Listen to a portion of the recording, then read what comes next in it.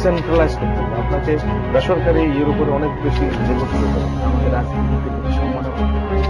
তারা যদি কোনো অন্যায় করে তাদের গ্রেফতার অবশ্যই পুলিশ করতে পারে।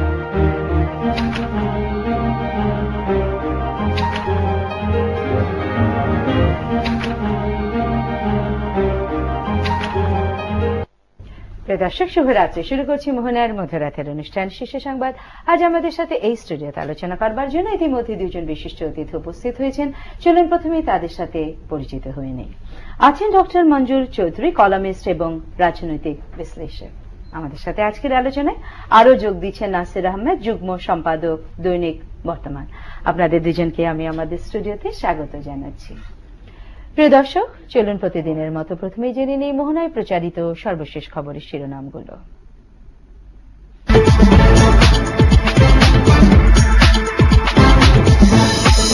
ধর্মীয় বিষয়ে বিরূপ মন্তব্য করায় মন্ত্রিসভা থেকে বহিষ্কার হচ্ছেন লতিফ সিদ্দিকী। প্রধানমন্ত্রী দেশে ফেরার পর কার্যকর। তিস্তা সহ অমীমাংসিত বিষয় দ্রুত মীমাংসার আশ্বাস ভারতের প্রধানমন্ত্রীর। নিউ ইয়র্ক থেকে ফিরে জানালেন পররাষ্ট্রমন্ত্রী। যাত্রীদের অভিযোগ আর ভোগান্তির মধ্য দিয়ে শেষ হল রেলের অগ্রিম টিকিট বিক্রি।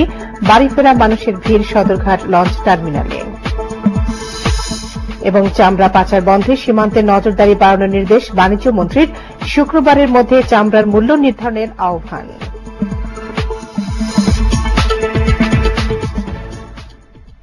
প্রিয় দর্শক, এই ছিল মোহনায় প্রচারিত সর্বশেষ খবরের শিরোনামগুলো। মূলত এই সকল বিষয় নিয়ে আজ আমরা আলোচনা করব। আর আমাদের সাথে আজ তো রয়েছেন নাসির আহমেদ এবং ডক্টর মঞ্জুর চৌধুরী। চলুন আলোচনার টেবিলে। ডক্টর মঞ্জুর চৌধুরী, আপনাকে দিয়ে আলোচনা শুরু করতে যাচ্ছি। বোধ করি আজকে টক অফ দি কান্ট্রি হচ্ছে লতিফ সিদ্দিকীর বিষয়টি। তিনি ধর্মীয় বিষয়ে অত্যন্ত সংবেদনশীল জায়গায় বেশ বিরূপ কিছু মন্তব্য করেছেন এবং সেটি নিয়ে তাৎক্ষণিকভাবেই প্রধানমন্ত্রী এক ধরনের নির্দেশ দিয়েছেন বলে আমরা বিভিন্ন সংবাদ মাধ্যম থেকে জেনেছি। কি মনে হয় হঠাৎ করে কি হলো? হঠাৎ করে না, এই লতিফ সিদ্দিকী সাহেবের এই যে কর্মকাণ্ড, এটা বেশ কিছুদিন ধরেই এটা চলতেছে। কিছুদিন আগেও উনি এক ইঞ্জিনিয়ারের মাথা ফাটিয়ে দিয়েছেন, আর এক ইঞ্জিনিয়ারকে পানিতে ফেলে দিয়েছেন এবং অনেক রকমের কথাবার্তা, বেফাস কথা উনি বলেছেন। এটা একটা ধারাবাহিক প্রক্রিয়ার মধ্যে এসে, এটা যেহেতু এটা নিউ ইয়র্কে হয়েছে, জ্যাকসনহাইটে হয়েছে, এটা ব্যাপকভাবে প্রচার পেয়েছে, যার ফলে এটা আপনারা এইভাবে দেখতে পারতেছেন। কিন্তু উনি যে শুধু যে ধর্মীয় বিষয়ে কথা বলেছেন তা না, এখানে উনি ধর্মীয় বিষয় বলেছেন, সেই সাথে সাথে যারা টক শো করে বা টিভিতে আসে কিছু আলোচনা করার জন্য, তাদেরকে উনি ব্যঙ্গ করে বলেছেন টক শো ওয়ালা। তাদেরকেও উনি এমন অশ্লীল গালি দিয়েছেন। আমার দুর্ভাগ্য হয়েছে সেই ভিডিওটা দেখার। আমার মনে হয়েছে যে ওই গালি না শুনে বরং 7 দিনের জেল খাটাও ভালো। এ ধরনের বিকৃত মানসিকতার একটা লোক যে বাংলাদেশের পতাকা উড়িয়ে চলতে পারে, এটা ভাবতেও আমার ঘৃণা হয়। এটা আসলেই দুর্ভাগ্যজনক, এবং এটা আরো দুর্ভাগ্যজনক এই জন্য যে উনি এটা 5 বছর ধরে মন্ত্রী ছিলেন এবং এ ধরনের কাজকর্ম উনি করে এসেছেন। এবং উনি যে আমাদের নবী, সারা বিশ্বের মুসলমানদের নবী হযরত মুহাম্মদ সাল্লাল্লাহু আলাইহি সাল্লাম, তাকে কিন্তু সবাই সম্মানের সাথে কথা বলে। উনি যে ভাবে, যে ভাষায় হযরত মুহাম্মদ সম্বন্ধে কথা বলেছেন, এবং যে কথাগুলি আমি বেশি আর বলতে চাচ্ছি না, যে তাদের সাহাবীদের সম্বন্ধে উনি যে তাদেরকে চোর ডাকাত এইভাবে তুলনা করেছেন। এবং উনি তো আমার কাছে মনে হয়েছে যে ইতিহাস সম্বন্ধে, ধর্মের ইতিহাস সম্বন্ধে ওনার সম্যক ধারণা আছে বলে আমার মনে হয় না। হজ তো হযরত মুহাম্মদ শুরু করেননি, হজ তো হযরত ইব্রাহিম আলাইহিস সালামের সময় থেকেই হজ ছিল। সেই হিসেবে দেখতে গেলে আমার মনে হয় যে এটা একটা দুর্ভাগ্যজনক ঘটনা ঘটে গেছে, যে বাংলাদেশের সম্মান উনি বিশ্বের দরবারে ভুল লুণ্ঠিত করে দিয়েছেন। এবং এটার কিন্তু ইমপ্লিকেশনস আপনি দেখবেন যে আজকে সারা বাংলাদেশের ধর্মপ্রাণ মুসলমানরা রাস্তায় নেমে এসেছে, এবং কিছু কিছু রাজনৈতিক সুবিধাবাদী কিছু গ্রুপ তারাও এই সুযোগ নেওয়ার চেষ্টা করছেন, এবং এটা যখন অন্যান্য মুসলিম কান্ট্রিতে যাবে তারা দেখবে, মিডল ইস্ট বলেন, সৌদি আরবিয়া বলেন, আপনার মালয়েশিয়া, ইন্দোনেশিয়া, অন্যান্য মুসলিম কান্ট্রি, সেখানেও কিন্তু এটার একটা বিরূপ প্রতিক্রিয়া হতে বাধ্য, এই কারণে যে উনি কিন্তু সাধারণ কোন লোক নন, উনি কিন্তু বাংলাদেশ সরকারের একজন ক্যাবিনেট মিনিস্টার। এইখানে আমি যদি আরেকটা পয়েন্ট বলতে চাই, এটা কিন্তু খুব একটা, আপনি যেটা বললেন হঠাৎ না, উনি কিন্তু ধারাবাহিকভাবে করে এসেছেন। এবং এই মন্ত্রিসভা সম্বন্ধে যদি আপনি দেখেন, এখানে আরেকজন মন্ত্রী আছেন, কেউ তাকে কোনো প্রশ্ন করলে উনি রাবিশ রাবিশ বলে চিৎকার করতে থাকেন। তারপর আরেকজন মন্ত্রী আছেন, রাবিশের বাংলা করছেন কবিশ, উনি চিৎকার করেন। এই ধরনের কর্মকাণ্ডের ফলে বাংলাদেশের ভাবমূর্তি নষ্ট হচ্ছে, জনগণ আপনার ঠিক মতো দিক নির্দেশনা পাচ্ছে না। এটা অ্যাকচুয়ালি যে প্রধানমন্ত্রী যে ডিসিশন নিয়েছেন বা সরকার যে ডিসিশন নিয়েছে, ওনাকে অব্যাহতি দেওয়ার, বহিষ্কার নয়, অব্যাহতি দেওয়ার, এটা আমি মনে করি কারেক্ট ডিসিশন হয়েছে, কারেক্ট টাইমে হয়েছে। নাসির আহমেদ, আপনি কিভাবে দেখছেন এই যে বিষয়টি? লতিফ সিদ্দিকের মতো একজন লোক দীর্ঘদিন রাজনীতির সাথে সম্পৃক্ত আছেন, তিনি কেন এই ধরনের একটি বিষয়ের সাথে জড়িয়ে গেলেন? কি মনে হয়? ডক্টর মঞ্জুর এক ধরনের বক্তব্য দিয়েছেন। ডক্টর মঞ্জুর যে কথা বলেছেন, আমি সেই কথার সঙ্গে সূত্র রেখেই বলি যে আসলে আকস্মিক নয় বিষয়টা, এবং উনি আসলে অনেক সময় অনেক ধরনের কথা বলেছেন, এমনকি তার ভাই সম্পর্কে জাতীয় সংসদে দাঁড়িয়ে যে ভাষায় যেভাবে কথা বলেছেন, বহু ঘটনা আছে তার মানে এই ধরনের কথা বলার। আমরা যারা সাহিত্য সংস্কৃতি সাংবাদিকতা জগতের মানুষ, তারা অনেকে তাকে জানি তিনি একজন পড়ুয়া বিদ্বান মানুষ এবং প্রচুর পড়াশোনা করেন, তার বাড়িতে একটি সমৃদ্ধ লাইব্রেরি আছে। তো সেই মানুষটি যে কথার সঙ্গে এত বেফাস কথা বলবেন, আর বিশেষ করে হযরত মুহাম্মদ সাল্লাল্লাহু আলাইহি ওয়াসাল্লামের মানে রওজা মুবারক, যেটা জিয়ারত করার জন্য সারা পৃথিবী থেকে কোটি কোটি ধর্মপ্রাণ মানুষ প্রতি বছর আসে, সেই, এবং আপনি জানেন যে ইসলামের যে 5টি যে প্রধান স্তম্ভ, মানে সে তার একটি হচ্ছে হজ, যে সংগতিপূর্ণ মানুষ ফরজ, সেই ফরজ নিয়ে যখন তিনি নেতিবাচক এবং তির্যক মন্তব্য করেন, বিরূপ মন্তব্য করেন, তখন ধর্মপ্রাণ মানুষ মাত্রেরই মনে আঘাত লাগবার কথা। এবং উনি যথার্থই বলেছেন যে আসলে এমন অনেক মানুষ আছে হয়তো নামাজ পড়ে না, হয়তো রোজা রাখে না, কিন্তু আল্লাহর রাসূলকে নিয়ে বা আল্লাহর ঘর নিয়ে একটা কথা বলে কিন্তু সঙ্গে সঙ্গে ফুঁসে ওঠেন, প্রতিবাদ করেন। তো এইটার পাশাপাশি উনি আরো একটি আপত্তিকর কথা বলেছেন, যে জয় সম্পর্কে, সজীব ওয়াজেদ জয় সম্পর্কে জিজ্ঞেস করা হয়েছে। আমি একটু ফোন নিয়ে আপনার কাছে পেয়েছি। হ্যালো, লাইনটি বোধ করে কেটে গেছে। আর সজীব ওয়াজেদ জয় সম্পর্কে একটি প্রশ্ন করেছিলেন জ্যাকসন হাইটসে এক সাংবাদিক, তার জবাবে বলছেন হু ইজ জয়, জয় কে, মানে তাকে এত তাচ্ছিল্য করেছেন। জয় তো প্রধানমন্ত্রীর পুত্র মাত্র নন, তিনি তো আসলে বাংলাদেশের প্রধানমন্ত্রীর একজন অ্যাডভাইজার এবং আইটি বিশেষজ্ঞ, আন্তর্জাতিকভাবে পরিচিত একজন বিখ্যাত আইটি বিশেষজ্ঞ, এবং একটি পদ তিনি অর্জন করেছেন, যে পদটি অত্যন্ত মর্যাদাপূর্ণ, প্রধানমন্ত্রীর অ্যাডভাইজার। সুতরাং তার সম্পর্কে তিনি নেতিবাচক কথা বলেন। আর সাংবাদিকদের সম্পর্কে, টকশো সম্পর্কে উনি তো উচ্চারণ করতে পারলেন না, আমি উচ্চারণ করতে পারবো না, টকের সঙ্গে একটি অশ্লীল শব্দ জুড়ে দিয়ে বিশেষায়িত করেছেন তিনি। তো সরকার যে সিদ্ধান্তটি নিয়েছে, এটি না নিয়ে কোনো উপায় নেই, যথাসম্ভব দ্রুততম সময়ে এটি কার্যকর করা উচিত হবে। এবং আরেকটি ব্যাপারে আমরা সতর্ক থাকতে চাই, সেটি হচ্ছে ঘোলা পানিতে মাছ শিকারের একটি অপতৎপরতা আমি ইতিমধ্যে লক্ষ্য করেছি। কারণ মানে কট্টর ধর্মান্ধ, যারা ধর্মানুরাগী নয়, ধর্মানুরাগীদের আমরা শ্রদ্ধা করি, তারা নামাজ পড়ে, রোজা রাখে, হজ জাকাত দেয়, কিন্তু কিছু মানুষ আছে যে ধর্মীয় আচরণ করেন না, কিন্তু ধর্মকে রাজনৈতিক ভাবে ব্যবহার করেন, যেমন জঙ্গিরা, যেমন ধরেন আপনার জামায়াতে ইসলাম, এরকম, এবং সন্ত্রাসী অনেক সংগঠন আছে। এবং আপনি শুনলে অবাক হয়ে যাবেন যে প্রধান বিরোধী দল বিএনপি পর্যন্ত এটাকে পলিটিক্যালি ব্যবহার করবার প্রবণতা ইতিমধ্যে আমরা লক্ষ্য করছি। ফোনটি নিয়ে নিচ্ছি। হ্যালো, আসসালামু আলাইকুম। হ্যাঁ, ওয়ালাইকুম আসসালাম। পরিচয় দিয়ে প্রশ্ন করুন। আচ্ছা, এটা বাড়ি আপনার যোগাযোগ মানে টেলিযোগ যোগাযোগ মন্ত্রী যেটা মানে বলছে হযরত মুহাম্মদ সাল্লাল্লাহু আলাইহি ওয়াসাল্লামের হজ সম্পর্কে, উনি কি মুসলমান না কাফের না ওই চারাও? জি জি, ও যদি চারাও হয়ে থাকে, ওই যে মানুষের বাচ্চা হয়ে থাকে, তাহলে কেন ওই কথা বলবে?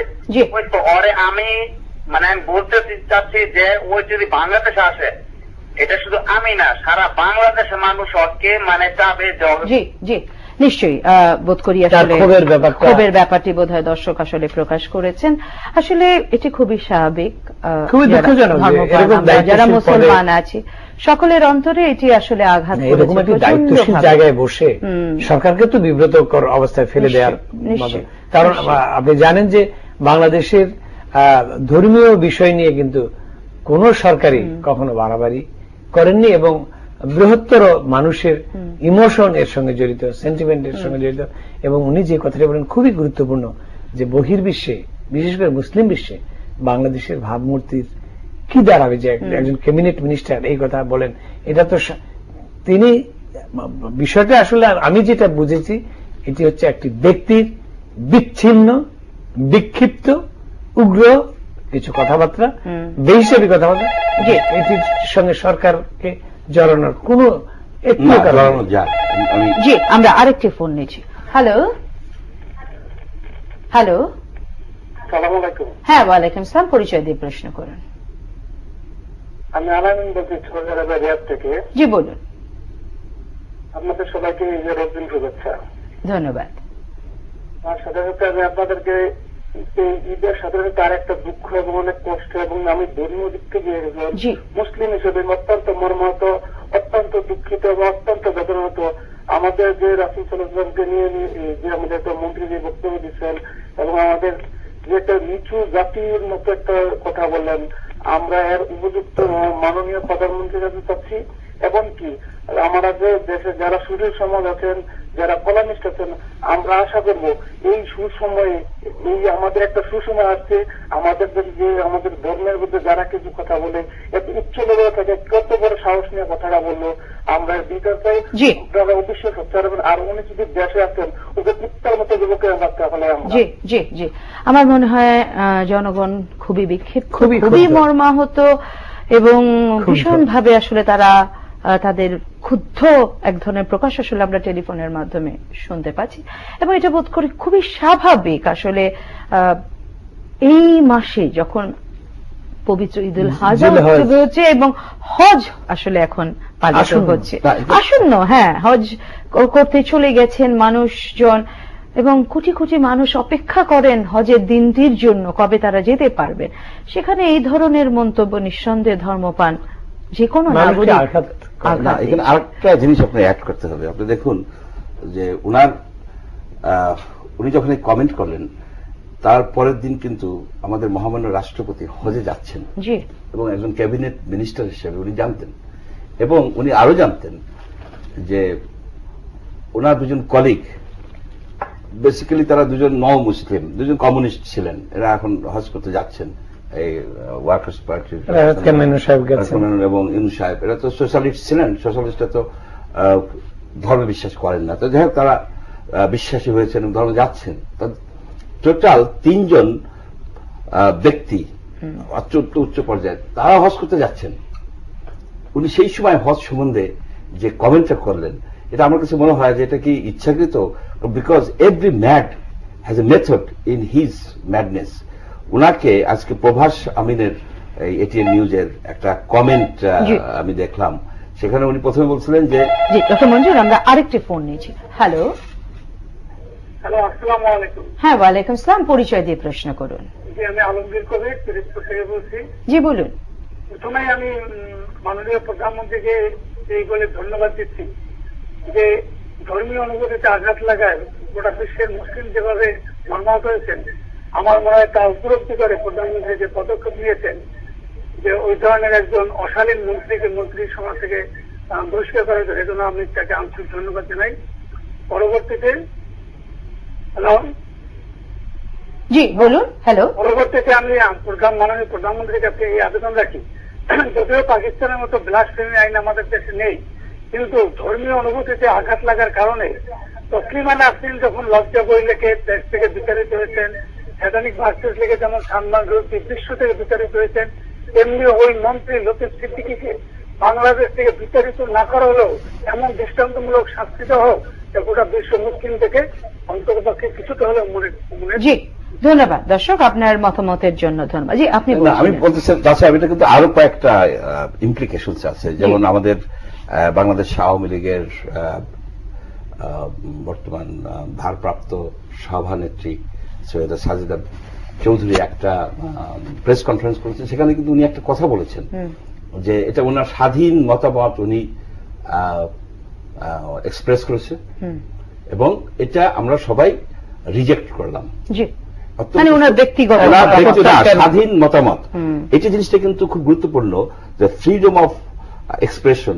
এবং আমাদের এই লতিফ সিদ্দিকী সাহেব তার ফেসবুকে কিন্তু অলরেডি ইউএস এর যে ফ্রিডম অফ এক্সপ্রেশন, যেটা ফার্স্ট অ্যামেন্ডমেন্ট, এটা কিন্তু উনি অলরেডি পেস্ট করে লিঙ্ক করেছেন, অর্থাৎ ওনার কিছু বলার অধিকার আছে এবং আমাদের অধিকার আছে সেটাকে রিজেক্ট করার বা প্রত্যাখ্যান করার। কিন্তু এই আইনটা বা এই কথাটা I agree with Sajeda Chowdhury যে তার অধিকার আছে বা সেটা বলছে, সেটা বোকামি করছে এবং আমরা সেটাকে রিজেক্ট করলাম। কিন্তু একটা প্রশ্ন এসে দাঁড়ায়, এই ধরনের একটা আট পাগলাটে লোকরে আপনি মন্ত্রী বানান কেন? জি জি আমরা আরেকটি ফোন নিয়েছি। হ্যালো হ্যালো, আসসালামু আলাইকুম। হ্যাঁ ওয়ালাইকুম সালাম, পরিচয় দিন, প্রশ্ন করুন। জি আমি আলম বলছি বাসাবো থেকে। বলুন। আমি আপনাদের দুইজন গেস্টকে প্রশ্ন করতে চাই, লতিফ সিদ্দিকী সাহেব কি মুসলমান না অমুসলমান? জি এই প্রশ্নের উত্তরটা উনি দিবেন। জি আর আমি আরেকটা প্রশ্ন করতে চাই, কিছুদিন আগে আমি দৈনিক পত্রিকায় দেখেছি আপনার জাতির জনককে কটূক্তি করার জন্য জয়পুর হাটনা কোথায় জন্য একজনকে সম্ভবত 7 বছরের কারাদণ্ড দিয়েছে, গত কিছুদিন আগের ঘটনা। জি লতিফ সিদ্দিকী সাহেব যে আমাদের নবীজিকে নিয়ে এরকম কটূক্তি করেছে, ওনার কি আইনি ব্যবস্থা নেওয়া উচিত না?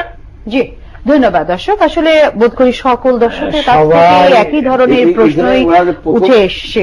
প্রথম প্রশ্নটা হচ্ছে যে মুসলমান কিনা, ওনার ফেসবুকে দেওয়া আছে রিলিজিয়াস ভিউ পয়েন্ট হচ্ছে মুসলিম।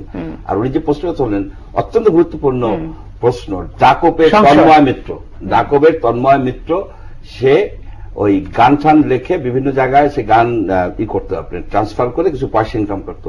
সে তাতে বঙ্গবন্ধু শেখ মুজিবুর রহমান এবং আমাদের মাননীয় প্রধানমন্ত্রীকে ব্যঙ্গকারী, আমরা সেটা জানি নাকি, একটা গান সে আরেকজনকে দিছে, যার ফলে এটা আইসিটি আইনে এটা একটা অপরাধ বলে গণ্য হয়েছে। সে কিন্তু 7 বছর জেল খাটতেছে। আচ্ছা, তারপরে আপনি দেখেন ন্যাশনাল ইউনিভার্সিটির ভূগোলের অধ্যাপক ওয়াহিদুজ্জামান, উনি কিন্তু জেলে আছেন মাননীয় প্রধানমন্ত্রীকে কটূক্তি করার ফলে। এইখানে প্রশ্ন হল, আইন কিন্তু সবার জন্য সমানভাবে প্রযোজ্য। হযরত মুহাম্মদকে যদি এইভাবে কটূক্তি করতে পারে এবং তার সাহাবাদেরকে এবং তার পরিবারকে, কারণ ওই সময়ের যারা, তাকে যদি এরা ডাকাত বলতে পারে এবং ইনকামের জন্য হজ শুরু করছে এবং একটা মিথ্যা তথ্য দিচ্ছে যে ব্যক্তি, সেই ব্যক্তির কি আইন প্রযোজ্য কিনা, নাকি সে বলবে যে আমি আমেরিকার সয়েলে এটা করছি। এখন ইনু সাহেব এখন হজ করতেছেন, ইনু সাহেবের কাছে আমার একটা প্রশ্ন, উনি যে ব্রডকাস্টিং পলিসি করছেন এটা কিন্তু পার্ট অফ দ্য কনস্টিটিউশন, সেখানে কিন্তু আছে ধর্মীয় অনুভূতিতে আঘাত করলে আপনার ইট ইজ পানিশেবল, এবং সেটা কিন্তু 3 নম্বর অধ্যায় আছে এবং সে বিবিধ রাষ্ট্রেও আছে, জেলায় দিয়ে আছে। এখন উনি মন্ত্রী বলে উনি কি পার পেয়ে যাবেন যে আমার মন্ত্রিত্ব উনি ছেড়ে দিয়ে ছাঁটাই করে দিলেই কি এটা হয়ে গেল? না, উনি জেলে যাবেন। কারণ তন্ময় মিত্র যদি মাননীয় প্রধানমন্ত্রীকে ব্যঙ্গ করার জন্য জেলে থাকে, তাহলে হযরত মুহাম্মদকে ব্যঙ্গ করার জন্য, তার বিরুদ্ধে কটূক্তি করার জন্য যে কোনো ব্যক্তি, বাংলাদেশের নাগরিক, তারও তো জেলে যাওয়া উচিত। যদিও আমি মনে করি ভীষণ রকম মৌলিক প্রশ্ন, যদিও আমি মনে করি বলার অধিকার আছে, ফ্রিডম অফ এক্সপ্রেশনে আমি 100% বিশ্বাস করি। কিন্তু ফ্রিডম অফ এক্সপ্রেশন কারোর জন্য সিলেক্টিভলি হবে, আপনার জন্য এক ধরনের আর ওনার জন্য আরেক, তা তো হতে পারে না। বাংলাদেশ তো সে মোগল আমল না, কিছু কিছু 10,000 মনসবদার 5,000 মনসবদাররা এই লুটপাট করে খাবে এবং আইন তারা নিজস্ব গতিতে নেবে। যদি তন্ময় মল্লিক সে যদি জেলে থাকে এই প্রধানমন্ত্রী কটূক্তি করার জন্য, লতিফ সিদ্দিকও জেলে থাকতে হবে। নাসির আহমেদ, আপনার বক্তব্য। না, এটা আসলে দর্শক যে প্রশ্ন করেছেন তার ধর্মীয় পরিচয় নিয়ে এই সংশয় জায়গা তো স্বাভাবিক, কারণ কোন মুসলমান, বললাম যে অনেকে ধর্মাচরণ করেন না, করতে পারেন না, কিন্তু তারপরে তারা কিছু কিছু ব্যাপারে, যেমন কোরআন শরীফ, কাবা শরীফ, রাসূল সাল্লাল্লাহু আলাইহি ওয়াসাল্লাম কিংবা অন্যান্য যে ইসলামের যে স্তম্ভগুলো ব্যাপারে খুব। আর মানে আপনি যে মন্তব্য করেছেন সেখানে একটু এডিট করে দিই, সেটা যে দুজন নও মুসলিম বলেছেন, ঠিক তা নয়। ওই যে নও মুসলিম বলছি, কিন্তু করেন না তারা। যেমন ধরেন রাশেদ খান মেনন কি ধর্মে বিশ্বাস করতেন? তাহলে বলতে হবে তারা মেকানিক্স এর মতো যাওয়া যাবে না। উনি একজন অ্যাভাউট কমিউনিস্ট ছিলেন কিছুদিন আগ পর্যন্ত, এখনো আছেন। বাম রাজনীতি করছেন। বাম রাজনীতি যারা করে, যে কমিউনিস্ট, তারা ধর্মে বিশ্বাস করে, আল্লাহর অস্তিত্বে বিশ্বাস করে। যদি সে বিশ্বাস করে সে কমিউনিস্ট না, তাইলে এবং সোশ্যালিস্ট। আপনি বলেন কোন কমিউনিজমের বইতে আছে? অনেক মুসলমান আছে যারা ধর্মাচরণ করেন না। তাহলে উনি ধর্মাচরণ করেন না, এখন ওনারা হজে গেছেন, ধর্মের অনুষঙ্গগুলি পালন করছেন, এটি আমাদের জন্য সুসংবাদ। যাই হোক, এটা আমাদের আলোচনার বিষয় নয় আসলে। তাদের ব্যক্তিগত, তারা আসলে এখন কমিউনিস্ট না, তারা এখন বিশ্বাসী। ব্যক্তিগত তারা বিশ্বাসী ছিলেন কিনা, বিশ্বাসী হলে কমিউনিস্ট থাকা যাবে কিনা, কারণ বাংলাদেশের সমাজ কাঠামো, রাজনৈতিক অবস্থা এবং ধর্মীয় সংস্কারের ভিত্তিতে এক ধরনের বামবাদকে আমরা দেখি, বিদেশের বামবাদ, এই ধরনের অনেক আচরণ আছে। সেটি অন্য আরেকটি আলোচনায় আমরা যেতে পারি। যাই হোক, মানে ওই জায়গায় আমার মনে হয় সেটি ওই জায়গাটায় যে বিচার এবং আইন সবার জন্য সমান। বিশেষ করে উনি এক মন্ত্রী বলে উনি অব্যাহতি পেলে সেটা এক ধরনের দণ্ড, ওনার মন্ত্রিত্ব হারানো। কিন্তু যিনি বঙ্গবন্ধুকে এবং মাননীয় প্রধানমন্ত্রীকে নিয়ে কটাক্ষ করার অপরাধে কারাগারে থাকতে পারেন, যদি শাস্তি পেয়ে থাকেন, তাহলে উনি যে বিশ্ব নবীকে সারা পৃথিবীর মুসলমান সমাজের কাছে যিনি এত মানে আদৃত এবং মানুষের সেন্টিমেন্টের সঙ্গে জড়িত, তাকে স্যাটায়ার করে বা বিদ্রুপ করে তিনি শাস্তি পাবেন কি পাবেন না, এটা দেখবার জন্য মানুষ অপেক্ষা করছে। নিশ্চয়ই আমরা অপেক্ষা করব। প্রতিফলন কিন্তু টেলিফোনগুলির মধ্যে আমরা দিতে পেয়েছি, এবং আমরা ফিরে আসবো আরো একটা ছোট বিজ্ঞাপন বিরতির পর, এবং আপনারা নিশ্চয়ই আপনাদের আরো মতামত দিবেন। প্রিয় দর্শক, আমরা যাচ্ছি ছোট একটা বিজ্ঞাপন বিরতিতে, আমাদের সাথেই থাকুন। প্রিয় দর্শক, ফিরে এলো মোহনার মধ্যরাতের অনুষ্ঠান শীর্ষ সংবাদে। বিরতিতে যাবার আগে বেশ উত্তপ্ত আলোচনায় হচ্ছিল। আমরা আরেকটি গুরুত্বপূর্ণ বিষয় চলে যেতে চাচ্ছি। আজকে আমাদের শীর্ষ সংবাদের এই খবরটি আছে তিস্তার বিষয়টি। সেটি নিয়েও তো অনেক আলোচনা, সমালোচনা, দ্বিধা দ্বন্দ্ব ছিল। তবে ভারতের প্রধানমন্ত্রী আশ্বাস দিয়েছেন, এমনই আমরা শুনতে পাচ্ছি বাংলাদেশের পররাষ্ট্রমন্ত্রীর কাছ থেকে। কতটা আশাবাদী? একটা কথা আছে গ্রামে, আশায় মরে চাষা। 43 বছরে একটা নদীর ব্যাপারে, গঙ্গা নদীর ব্যাপারে, পদ্মার ব্যাপারে আমাদের চুক্তি হয়েছে। আমাদের ট্রান্সবাউন্ডারি নদী হচ্ছে 54টা। এই হিসেবে 2200 বছর লাগবে এই রেটে যদি যায়। এই আশা দিয়ে রাখতেছে। তিস্তার পানি আপনি পাবেন না। পাবো না? না, পাবেন না। কেন? তিস্তার পানি, তিস্তার গজলডোবা ড্যামের আগে টোটালি 30টা ড্যাম হচ্ছে, run of the flow, run of the river হচ্ছে, এবং ওইখান থেকে তারা পানি নিয়ে যাচ্ছে, এবং সেখান দিয়ে তারা 5000 মেগাওয়াট বিদ্যুৎ উৎপাদনের জন্য সিকিম গভর্নমেন্ট অলরেডি কমিটেড, এবং তারা সেভাবে চালিয়ে যাচ্ছে। এবং গজলডোবার থেকে তারা এই ইসের মাধ্যমে, মানে ক্যানালের মাধ্যমে এই পানি নিয়ে আসতেছে আমাদের দিনাজপুরের মহানন্দের কাছে। মহানন্দের পানিও কিন্তু আটকাই দিচ্ছে। অর্থাৎ একটা huge area already benefited from Teesta water, ভারতের। এখন এইখানে আরেকটা প্রশ্ন, আপনার ইন্টারনাল পলিটিক্স দেখতে হবে। ওই জায়গায় যে দার্জিলিং, জলপাইগুড়ি, ওদের প্রায় 5টা ডিস্ট্রিক্ট আপনার এই পানির উপর নির্ভর করে এখানে নদী টুতি, মানে কৃষি এসব গড়ে উঠছে। এখানে লোকগুলি যারা, তারা কিন্তু বাংলাদেশের থেকে যাওয়া মাইগ্রেন্টস, মানে হিন্দু 1947 পরে, they are not very much in favour of Bangladesh. সেখানে বেশিরভাগ লোকই সিপিআইএম, কমিউনিস্ট।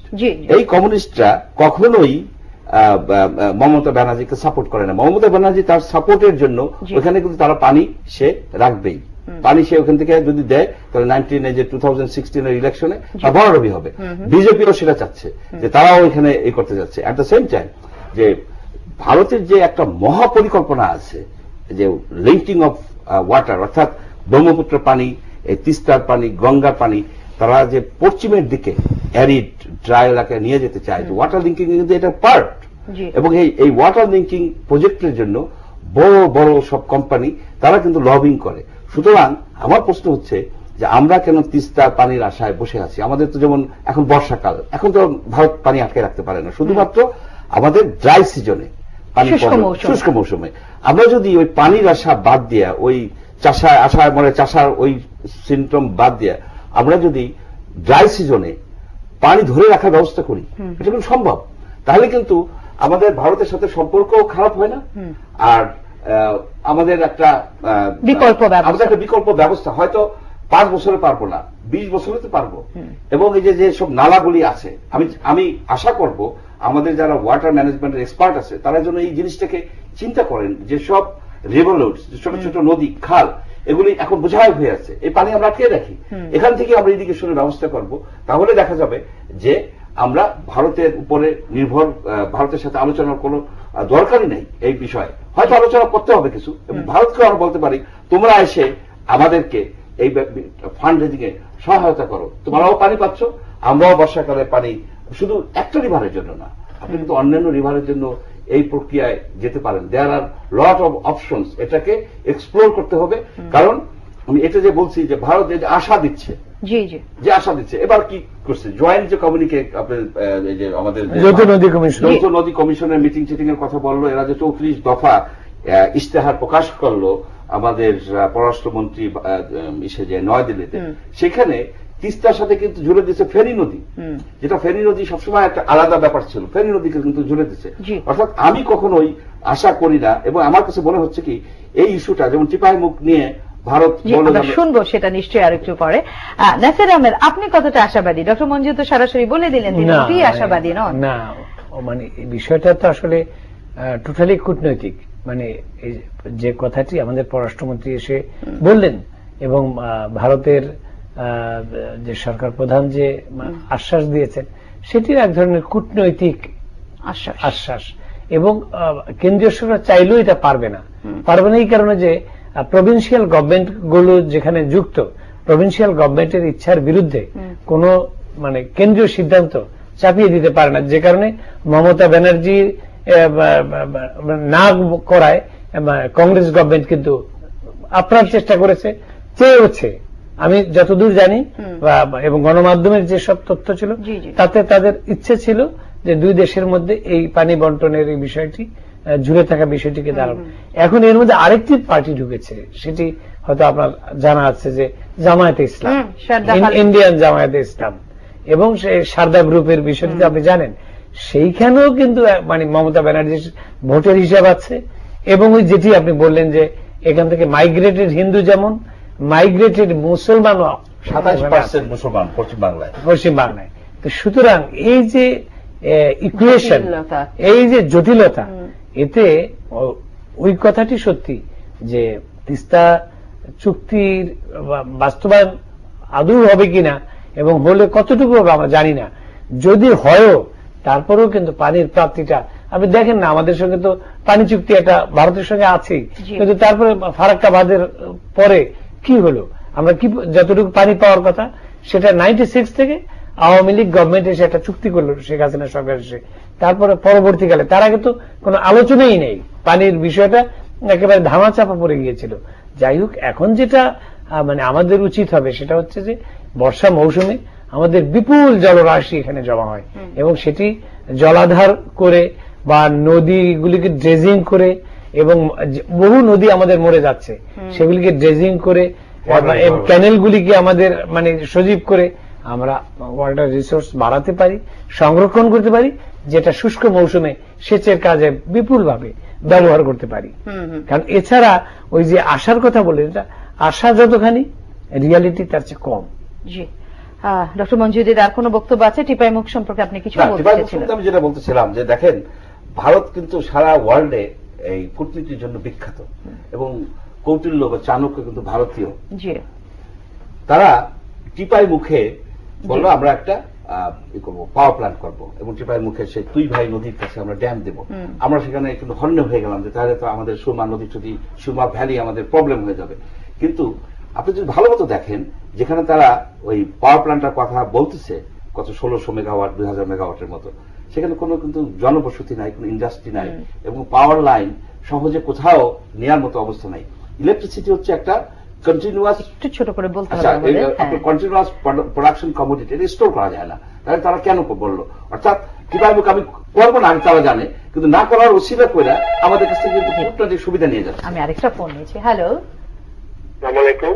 হ্যাঁ, ওয়ালাইকুম আসসালাম। শাস্তাগঞ্জ থেকে মন্ত বলছি। জি বলুন।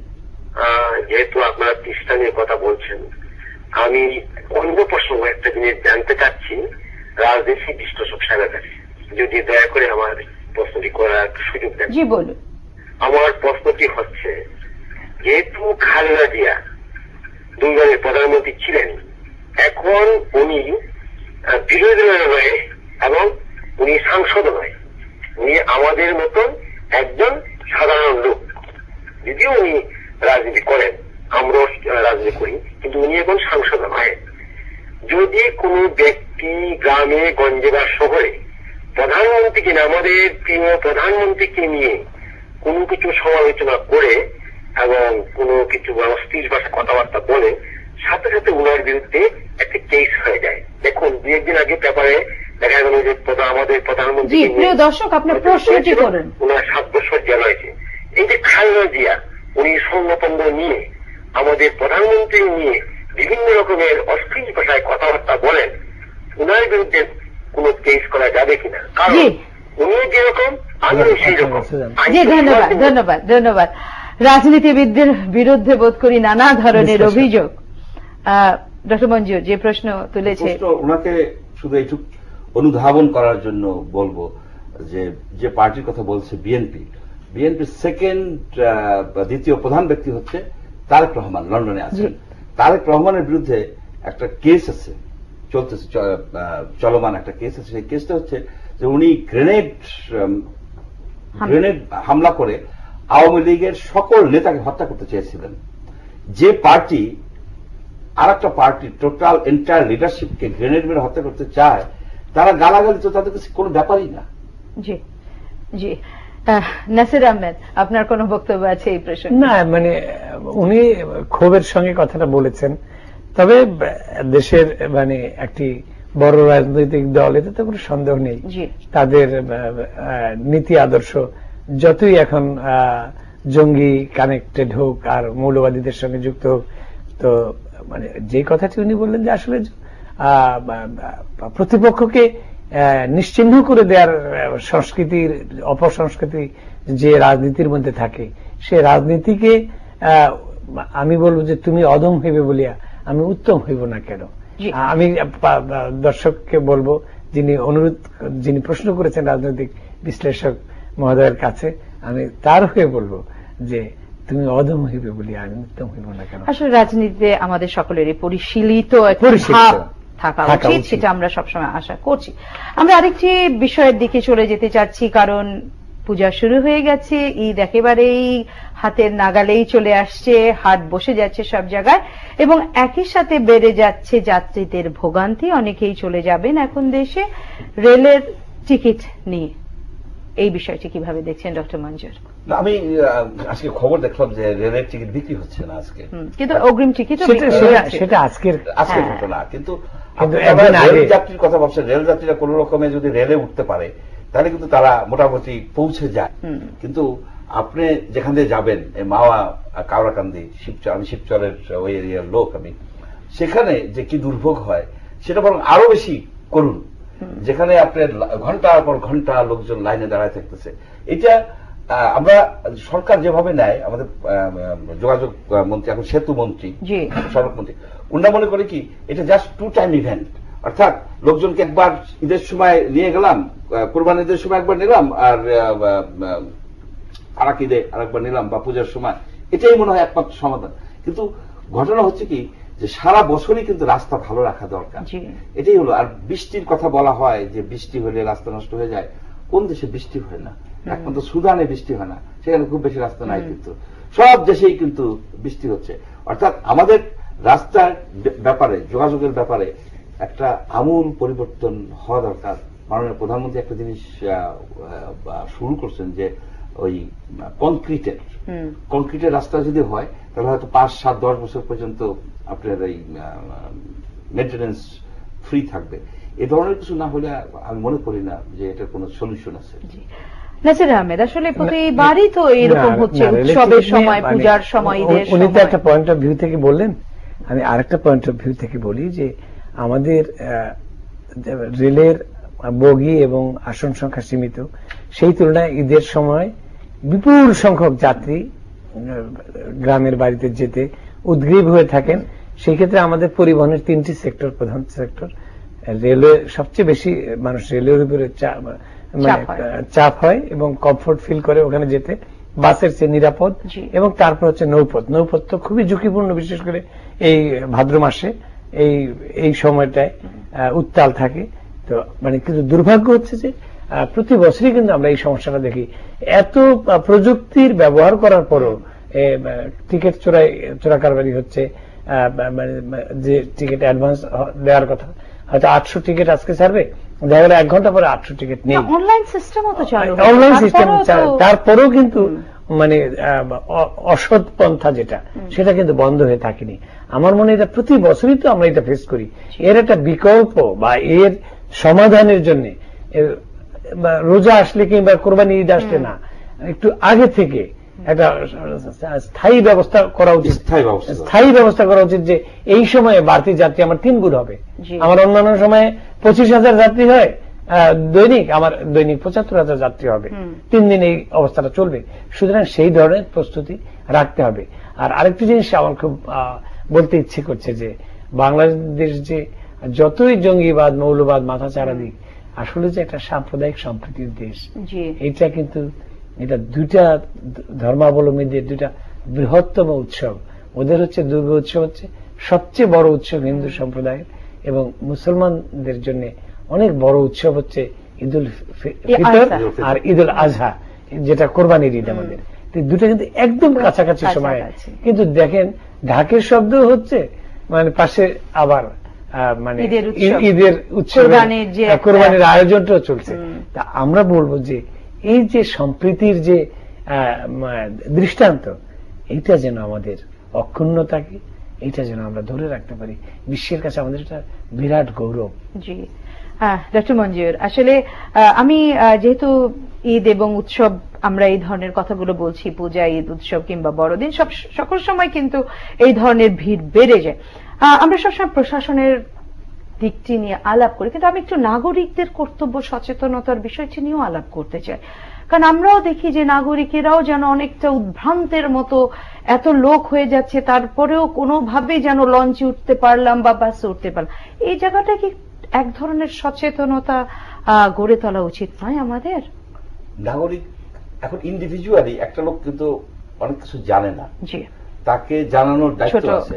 যেমন ধরুন আপনার যদি কলকারখানাগুলি আগে পিছিয়ে করে দেয়, যে ঈদের 10 দিন আগে থেকে কোন কোন কলকারখানা বন্ধ করে দেবে, ঈদের পরবর্তীতে জাস্ট ইমিডিয়েট পরেই খুলবে, এবং আপনি যদি এইভাবে এনকারেজ করেন, যারা ঈদের 7 দিন আগে যাবে তাদেরকে আপনি হয়তো 10% ভাড়া ইনক্রিজ করলেন, এবং ঈদের আগের দিন বা 2 দিন আগে যারা যাবে তাদেরকে আপনি ভাড়া বাড়াই দেন। অর্থাৎ you discourage people, you stagger the tickets or movement of the people. সেটা এভাবে করা সম্ভব, কিন্তু কথা হচ্ছে কি, আপনি কাদের যে করবেন, আপনি যে বাসের যে এই মহাখালী বাস বলেন, বাস স্ট্যান্ড বলেন, আপনার কন্ট্রোলে, গভর্নমেন্টের কন্ট্রোলে, কাদের কন্ট্রোলে? আপনার যে কাউরা কাদের ফেরিঘাট কার কন্ট্রোলে? আপনার যে মাওয়া ফেরিঘাট, এটা তো অ্যাডমিনিস্ট্রেশনের কন্ট্রোলে না, কিন্তু ইজারা দেওয়ার এই রাজনৈতিক কুচক্র আছে, কুচক্রী গ্রুপ, তাদের হাতে এটা। সেখান থেকে যদি আপনি মুক্ত করতে পারেন, অনেক কিছু করা সম্ভব। জি জি, যেহেতু এই ধরনের একটি প্রসঙ্গ এসে গেল, আরেকটি বিষয়ের দিকে দৃষ্টি আকর্ষণ করছি, আসলে ঈদ সংক্রান্ত চামড়া পাচার বন্ধ করা। আজকে বাণিজ্য মন্ত্রী সেটা বললেন, এবং তিনি অত্যন্ত গুরুত্বের সঙ্গে বলেছেন, বাণিজ্যমন্ত্রী তোফায়েল আহমেদ বললেন যে আমরা যাতে চামড়া পাচার প্রতিরোধ করা যায় সেজন্য আগাম ব্যবস্থা গ্রহণ করব। সেখানে বাণিজ্য সচিব সিনিয়র সচিব হেদায়েতুল্লাহ আল মামুনও ছিলেন এবং অন্যান্য গুরুত্বপূর্ণ ব্যক্তিরা ছিলেন। তো তারা এই কথা বললেন এবং বাণিজ্যমন্ত্রী এই কথা খুবই গুরুত্বের সঙ্গে বললেন যে তৃণমূল পর্যায়ের যে যারা কৃষক এবং চামড়া যারা যারা তৃণমূলের বিক্রেতা তারা যেন বঞ্চিত না হয় সেই দিক থেকে মূল্য নির্ধারণের কথা বলা হয়েছে।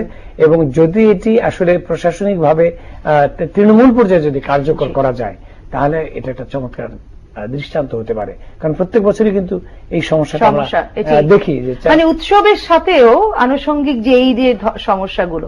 ডক্টর মঞ্জুর, এই যে চামড়া পাচার দেখেন বেসিক্যালি একজন জুলজিস্ট প্রাণীবিদ, এই গরুগুলির সম্বন্ধে আমার একটা কমেন্ট আছে, এটা দুর্ভাগ্যবান। গরুগুলি জীবিত অবস্থায় পাচার হয়ে আসে ইন্ডিয়া থেকে, মৃত অবস্থায় চামড়া হিসেবে আবার পাচার হয়ে যাচ্ছে। এই সমস্যাটা যদি আপনি সমাধান করতেন, যে ভারত থেকে যে গরুগুলি আসে, ভারতের সাথে আমাদের কোনো চুক্তি নাই, কিন্তু গরু আসতেছে, সেই গরু আসা নিয়েই কিন্তু এই সব লোকজন মারা যাচ্ছে। সুতরাং সরকারের উচিত ছিল যে এই গরুর বিষয়টা ভারতের সাথে আলাপ করা, এই ফেন্সিডিলের বিষয়টা আলাপ করা, এবং এই যে তিস্তা চুক্তি, ল্যান্ড বাউন্ডারি চুক্তি, এসবকে আপাতত স্থগিত রেখে রিয়াল ইস্যু নিয়ে আমাদের ভারতের সাথে আলাপ করলে আমাদের এই সমস্যা কিন্তু অনেকটা সমাধান হতে পারে। ধন্যবাদ ডক্টর মঞ্জুর চৌধুরী এবং নাসির আহমেদ এই মধ্যরাতে আমাদের সাথে থাকবার জন্য। প্রিয় দর্শক, আমি জিনাত হুদা আপনাদেরও ধন্যবাদ জানাচ্ছি এতক্ষণ মোহনা চ্যানেলের সাথে থাকার জন্য। একই সাথে আপনাদের জন্য রইল শারদীয় দুর্গাপূজার শুভেচ্ছা এবং পবিত্র ঈদ উল আজহার শুভেচ্ছা। আপনারা ভালো থাকুন, সুস্থ থাকুন, মোহনা টিভির সাথে থাকুন।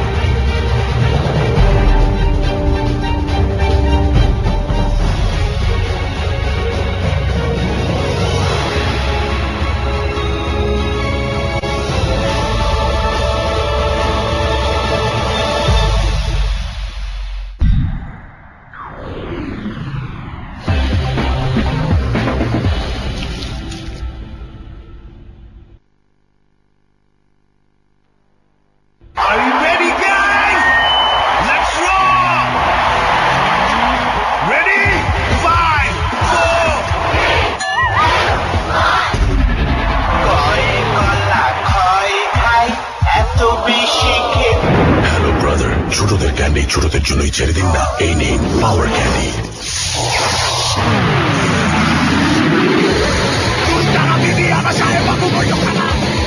Power Candy, the man candy.